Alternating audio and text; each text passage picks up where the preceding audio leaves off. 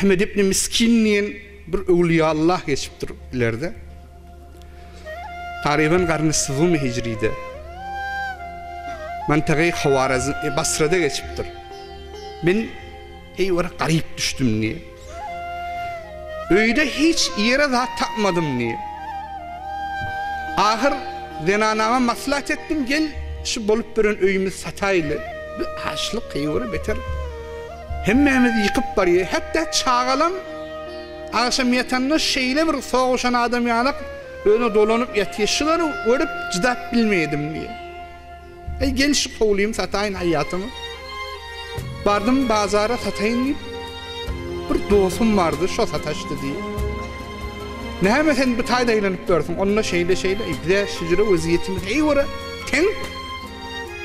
Şana şu kovlayayım satıp bir ecara turarın bir yerde var. Bir kırığa çıkarın bir harabada oturarın bir kara bir ağaçlıqadır cıdap bolanok diye. Eline 2 tane kov petir varmış. Bunu beriye git çağalana şunu ber diye çağalan iyisini için bir dak bolor diye. Petir arası yağı vuruklu. Elimi alıp barıyadım karşımdan bir zenana çıktı diye. Yanına da bir çağı elinden tutup durdu. Ey Ahmet dedi diye. Vallahi ben neçe vaktlar taam yemek dedi. Şu miskin çağanı öyle dedi. Yetim çağı şu dedi. Ağzını neçe müddetler lokma degen yok şunun dedi. Şunu berayhen biz ulakhan derdimize derman olacak şu dedi.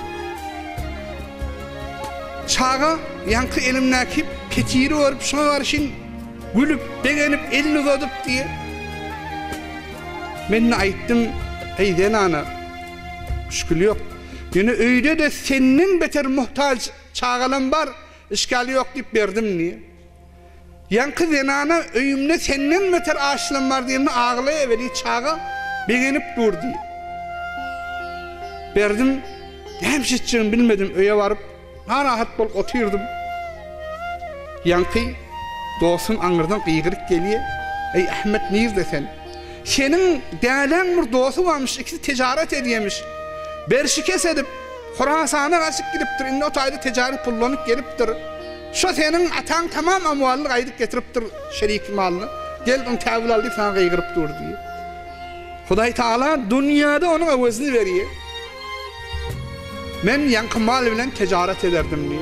Yankı garip dinanan tavıp mahiyanı hukuk bağlap şeyle geldim gördüm diye. Bir gün yatıya kam deyişimle kân hasanatlar ettim, onu ettim, bunu ettim, garip tapsam ettim, yakışılık ettim. Yatıydım, deyişimle kıyamet kopya diye. Yeke insanlar namaya amal için çağırılıyor, ben ne bardım berden diye. Hasanatım, günahım çektiler, günahım ağır çıktı. Plan yerde bir garibe koymaktı getir koy dediler, periştele getirdi. Asın ağrımı yok. Ne mi bu ağrılmaya? Ondan bunu ihsan edenler bu gözlüğü çiğnetti bu tayda. Yine getirdiler kân mıyım bileme. Ay bunu plan adam şeyle deydirecek bolup etti. Yine birisini getirdiler bu da ağrıltmadı. Bu ne mi ağrıltmaya bu? Ay bunu diyenli yüzünden minnet etti, hediyet etti. Ay planı sana sadaka ver ne etti minnet etti. Yankı çağa verilen petiri getirip koydular. Hasanatım ağrılmadırdı diye.